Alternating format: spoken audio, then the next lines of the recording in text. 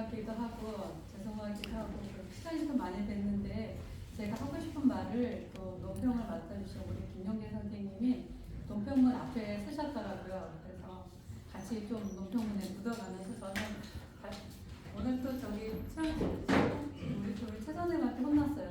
PPT가 안 만들어 왔느냐고 뭐 70년대 발표하느냐고. 제가 글을 좀 빨리 읽으면서 그래서 시간을 선생님 주신 시간보다 훨씬 더 작게 하겠습니다. 저는 그 유학 개념을 가지고 연대에 대해서 조금 고민을 하고 있긴 한데 요즘 국제 정세를 보면 이렇게 공부하는 게 자꾸 힘이 빠져서 조금 실망하기도 하고 뭐를 해야 될까 고민하기도 하고 사실 그렇습니다. 그래서 저는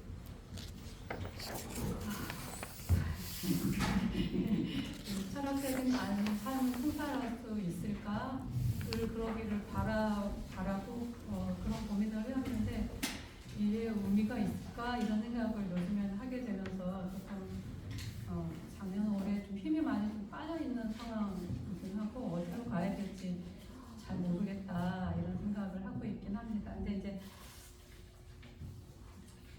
지금 고민하고 있는 게 연대 문제이기도 했어요. 근데 연대 지역인식 문제 가지고 했는데 이거는 근대 시작이 되긴 했지만 여전히 오늘날까지도 뭐 중국에서도 그렇고 일본에서도 그렇고 이야기가 나오고 있고 우리로서는 한국과 동아시아 담론이 옛날에 있었던 것처럼 연결이 되는 내용인데 저는 이제 거기 한 토막을 가지고 와서 말씀을 드리고 결론에서는 그 부분을 좀 연결시켜서 말씀을 드리겠습니다.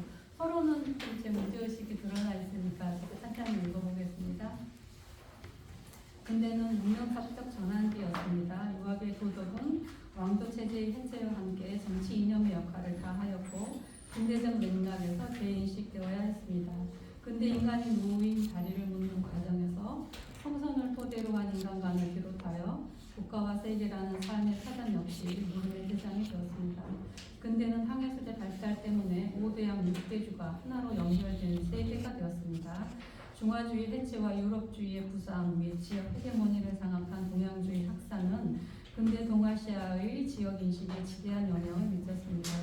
유럽 중심주의는 유럽이란 지역적 우월의식이었지만 유럽 각국의 민족적 자긍심을 운명적으로 포상하는 담론이었고 동양주의는 일본의 지역 패권 장악을 정당화한 일본 중심주의였습니다.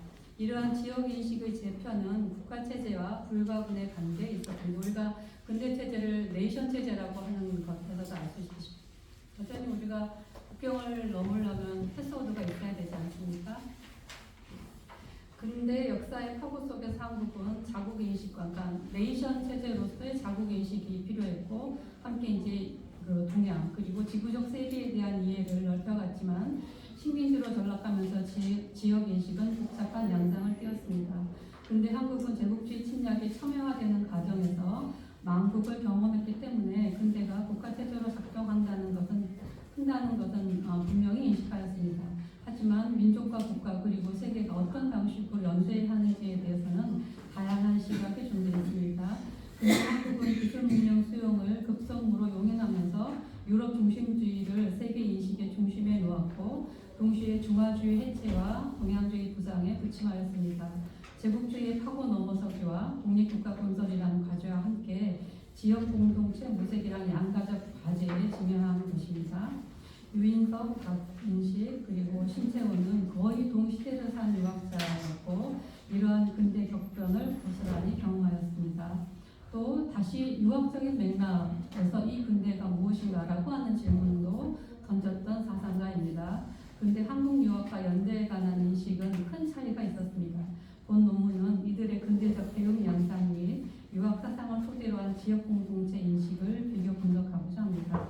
근데 한국 사상가의 연대에 관한 분석은 동일화 전략에 기반한 계몽주의와 다른 맥락에서 연대 가능성을 모색하려는 시도이기도 합니다. 오늘날 우리는 기후위기와 2차 대멸종 및 인류세 시대의 도래로 인간과 지구 시스템의 공존을 위해 인간과 동식물, 더 나아가 비생물 존재들이 어떻게 관계 맺음을 할 것인지를 묻고 있습니다. 공존과 평화의 연대는 법적 위계 질서를 구축하는 계몽주의 철학으로는 한계가 있습니다. 1세 시대에는 이제 계몽주의 철학으로는 더 이상 인간의 삶을 말할 수 없다라고 말하고 있지 않습니까? 근데 지역연대 인식을 재평가하는 일은 계몽주의의 이분법적 사유를 넘어서서 어지린 예난 관계미즘을 세계사 차원에서 어떻게 구현할 것인가에 대해서 답을 하려고 하는 제 문제의식의 출발점이긴 한데 잘 모르겠습니다.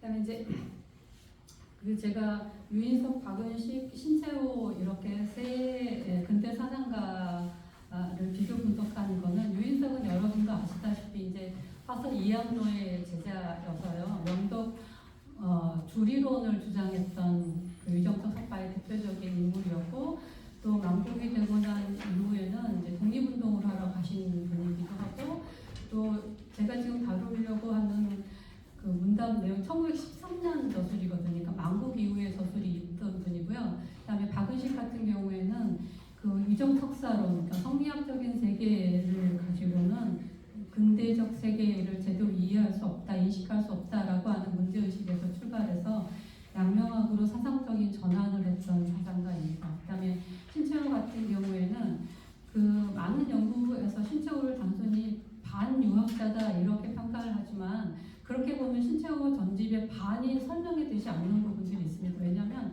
신채호가 다시 조선은 한국은 유교국이다라고 하는 언설도 있을 뿐만 아니라 그 당시 박은식이 했던 유교구신론, 그러니까 유교 확장론에 대해서도 굉장히 긍정적인 평가를 내리기도 했었고, 그다음에 그 성리학 관련된 조선시대의 텍스트들을 수집해서 간행해야 된다라는 얘기들도 나오고 있고 하기 때문에, 그다음에 이제 그가 얘기하는 그 도덕에 대한 얘기를 보면 그게 단순히 신채호를 반유학자다 이렇게 보기 어려운 지점들이 있거든요. 그런 앞부분은 이제 그들의 사상을 그 연대 인식하고 연관된 부분을 조금 간략하게 정리한 내용인데 그 부분은 넘어가도록 하겠습니다. 그래서 페이지가 한참 넘어가겠습니다.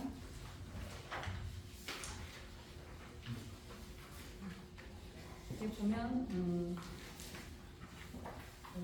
7페이지 넘어가서요. 7페이지 이제 근데 가장 큰 변화는 중화주의가 어쨌든 아편 전쟁에서부터 청일 전쟁에 이르는 시기에 역사적으로 실제적으로 중화주의가 완전히 해체되는 과정을 거치거든요.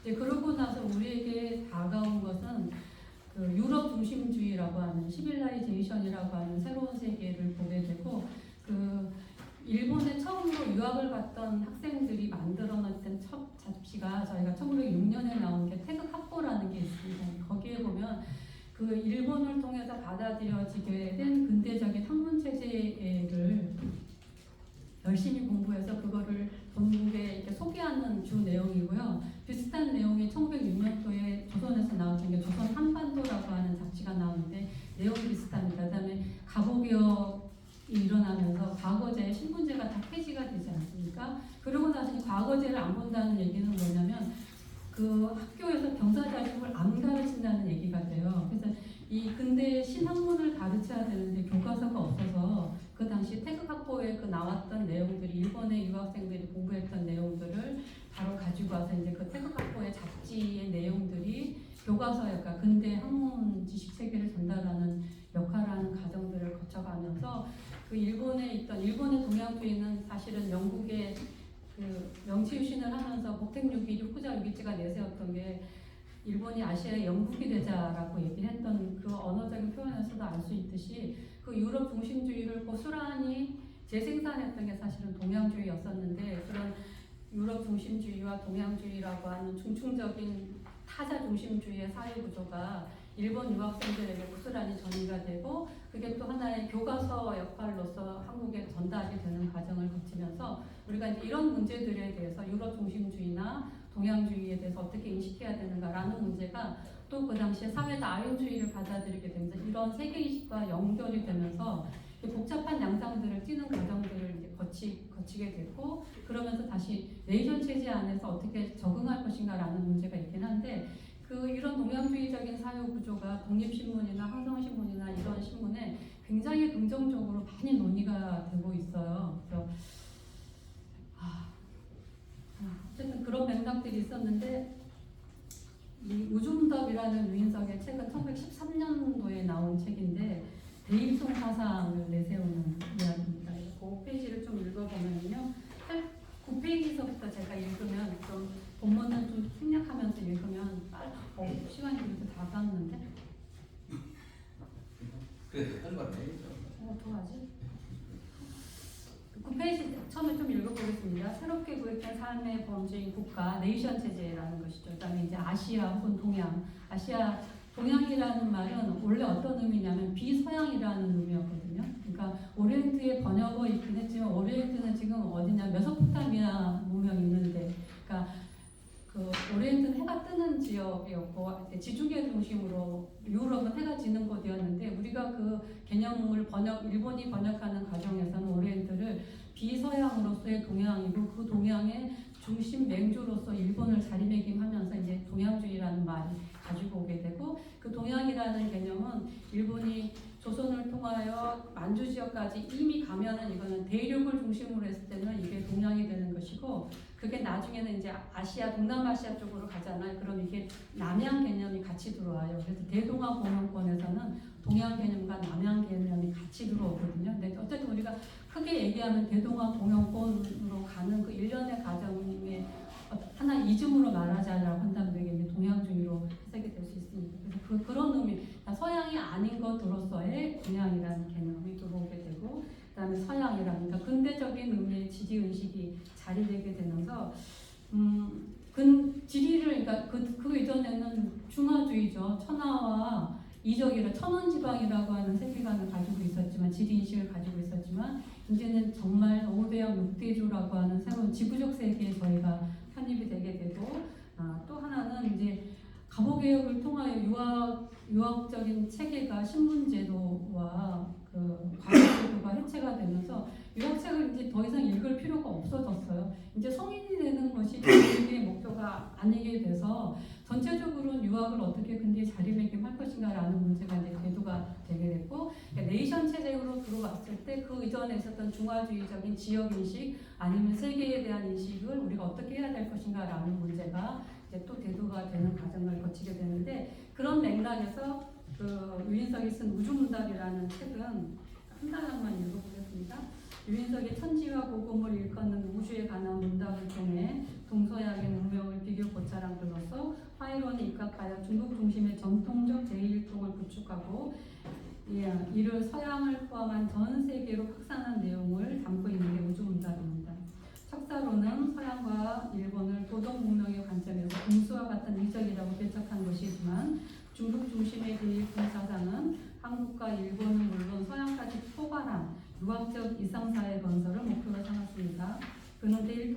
그의 제1통 사상은 곧 중국을 중심으로 성리학적인 도덕과 윤상 예제를 세계적으로 실현하는 것이었습니다. 중국이 중국다움을 얻어 천지 한가운데 세계 모든 나라의 윤리와 도덕 및 법도를 갖추게 되면 제1통을 확립할 수 있다는 것이었습니다. 즉 중국 중심의 중화주의 질서 회복이 곧 세계의 평화라고 인식을 했던 셈입니다.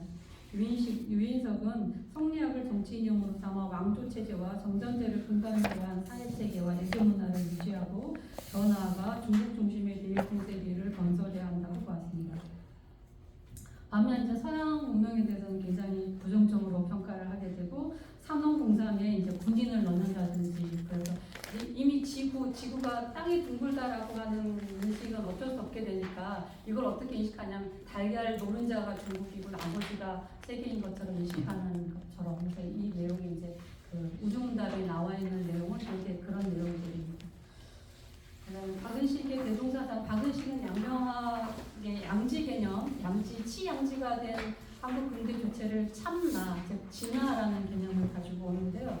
그 흔히 대동사상 이러니까 캉유의 대동서의 대동사상하고 좀 비교를 하거나 아니면 박은식이 중국에 가 있었기 때문에 캉유의 대동서의 영향을 받지 않았느냐라고 하지만 내용이 전혀 다릅니다. 왜냐하면 박은식 같은 경우에는 참나의 확충을 통하여 한국의 독립이 되어야 되고, 그 한국의 독립이라고 하는 거는 세계 평화의 구심력이 되어야 된다라는 이야기를 하거든요. 근데 이제 그 캉유의 대동서는 가족, 지역, 국가라고 하는 그 경계를 다 넘어서서 세계가 정말 하나가 되는 의미가 박은식의 대동사상은 한국의 독립이 세계의 평화와 인도주의 구현의 하나의 구심점이 돼야 된다라고 하는 맥락이 있다면은 항류회는 그런 국경이 다 해체된 하나의 세계가 하나인 세계를 지향했다라고 하는 점에서는 굉장히 차이가 나고 지향하는 바도 굉장히 좀 많이 차이가 납니다. 그래서 박은식은 이제 그 대동사상을 얘기할 때 인도주의와 평등 얘기를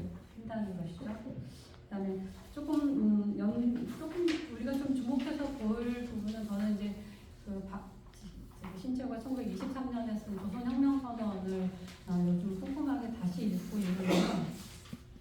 그 신채호는 그 당시 시대가 국가주의 시대라고 하지만 그 국가주의 시대에 마주보고 있는 것은 뭐냐면 제국주의하고 동양주의라고 생각을 했거든요. 그래서 그 동양주의와 제국주의에 대해서 굉장히 신랄하게 비판을 하고 그 당시 이제 독립신문이나 한국신문을 비롯하여 되게 많은 지식인들이 그 일본이 동양주의를 내세울 때 동문, 동주, 동종론을 냈으니까 그러니까 같은 동주 아시아주이고 우리는 같은 동족 황인종이며 우리는 같은 동문 한자 문화권이라고 저희가 지금 하잖아요. 같은 문화권, 그러니까 유럽 알파벳하고는 저희가 다르잖아요. 그래서 그 내용들을 내세우면서 아시아가 연대해야 된다는 얘기를 하거든요. 그래서 그 당시에 많은 한국 지식인들이 그 얘기에 동조했어요. 독립신문도 그렇고 항성신문에도 그렇고. 그래서 이제 그 신채호가 동양주의에 대한 비평이라고 하는 논문에서 지금 동양주의를 내세우는 사람들은 잘못하고 있는 첫 번째는 당대가 국가주의 시대임을 모르고 일본 중심의 그 지역 연대로 바로 넘어가게 되면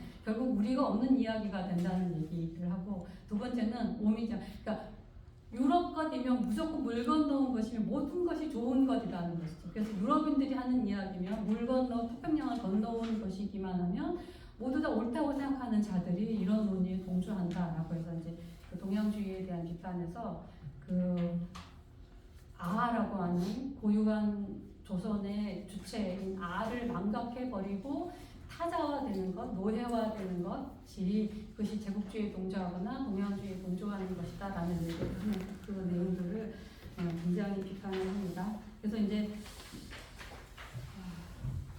20페이지부터는 좀 시간이 걸리지만 제가 결론까지는 한번 해리를 읽어보겠습니다. 그 신채호 사상의 핵심이 어디에 있냐 이러면 많은 연구자들이 유학 성균관 박사까지 했으니까요. 참 신채호는 성균관 박사까지 했어. 그랬다가 유학적인 사회구조를 가지고 있다가 반유학자가 돼서 뭘로 갔냐면 애국개몽운동, 사회다윈주의자가 됐어. 근데 마지막에는 이제 1920년대에 넘어가서 우열단의 부탁으로 조선혁명선언을 쓰면서 아나키즘으로 갔다. 그래서 그 60도 못 사는 인생 안에서 유학적인 세계관에서 사회다윈주의로 그 다음에 아나키즘으로 세계관이 대변이나 권한 사람처럼 글을 보게 되는데 그렇게 되면 뭐가 설명이 안 되냐면요. 신채호가 그 당대의 그런 시대적인 격변에 정신을 똑바로 차리고 아가 돼야 되는데 그래서 여러 사상을 우리가 서로 고려하고 수용할 수 있지만 주의의 조선이 되면 안 되고 아의 주의가 돼야 된다. 조선의 주의가 돼야 된다는 얘기를 하지 않습니까? 그래서 결국은 만약 신채호를 그렇게 설명을 하고 나면 신채호는 주의를 위한 신채호가 되지 신채호가 그 당시에 고민하고자 했던 그런 그 사상적인 문제의식이나 역사의식은 제대로 포착할 수 없는 문제들이 있거든요. 그래서 신채호 사상의 핵심은 아가 되는 것이었습니다. 그래서 아는 스스로 아가 된다라고 말하거든요. 그러니까 계몽이성에 의해서 타자에 의해서 주체화되는 게 타자화되는 게 아니라 스스로 아는 아가 되어야 되고 아는 비와 마주선 존재이다라는 얘기를 하는데요. 그 내용을 잠깐 보겠습니다.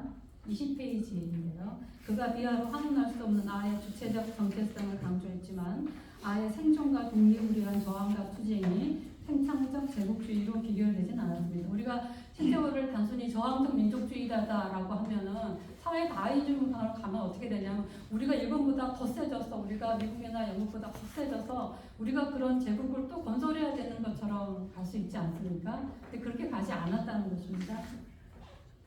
그는 조선 1923년에 쓴 글인데요. 조선혁명선언에서 마지막의 문장입니다. 인류로서 인류를 억압하지 못하며 사회로서 사회를 해치지 않는 이상적 조선을 건설할 것을 촉구하였습니다.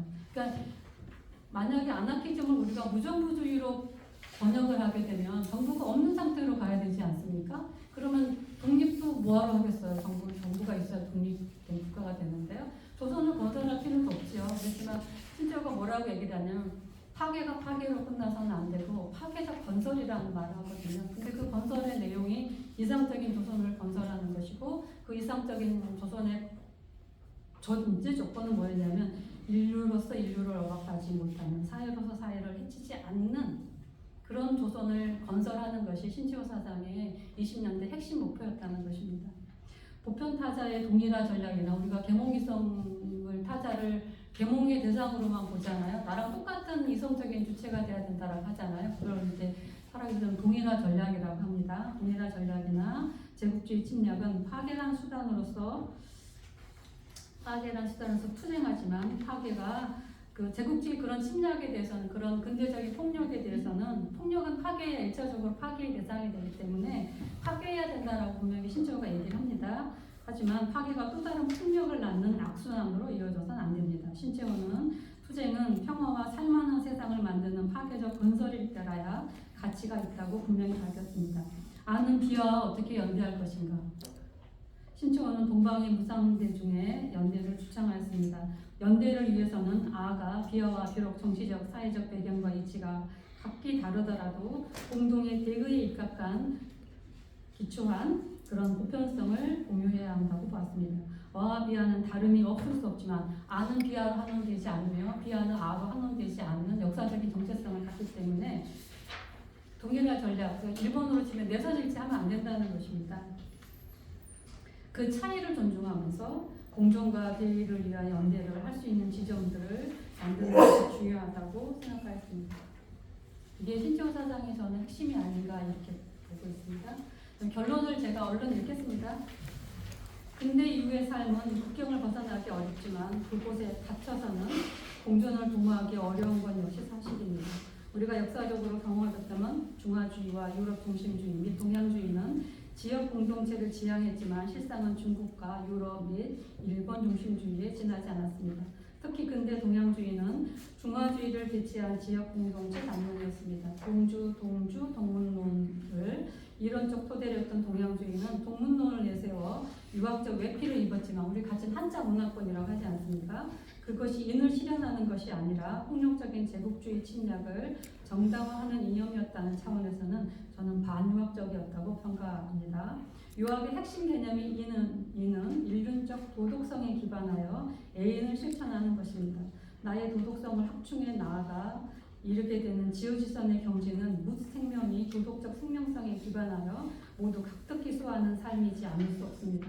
그렇다면 배제와 차별에 기댄 계몽주의의 동일화 전략이나 인종적, 문명적 우월성을 앞세웠던 제국주의 침략은 이내 이외됩니다. 유학의 대동사상 및 연대의식은 일륜적 도동성을 토대로 합니다. 다만 근대 이후로 국가가 삶의 기본 번역이 되었기 때문에 국가적 독립과 생존은 필수적인 전제 조건이며 주체적 정체성을 견지하는 것은 민족국가적 공동체성을 유지하는 중요한 요소입니다.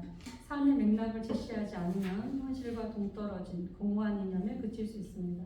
또 공존과 평화라는 보편 이념을 주체적 경계 해체를 통해 달성하고자 한다면 즉 학류회의처럼 그렇게 가고자 한다면 그것은 전체주의로 귀결될 위험이 짙어 보입니다. 그러므로 국가체제를 어떤 이념과 주체성에 기반하여 운영할 것인지 다른 주체들과 어떻게 연대할 것인지를 문제 삼는 것이 저는 현실적인 방안이라고 생각합니다. 이런 차원에서 신체호가 시대와 경유를 강조한 지점은 유념할 필요가 있다고 보여집니다. 시대에 따라 지향해야 될 이념과 해결해야 할 문제가 달라질 수 있습니다. 시대적 보편을 공유하면서도 각자의 경우, 즉 특수한 차이를 존중하는 방식이어야 할 것입니다.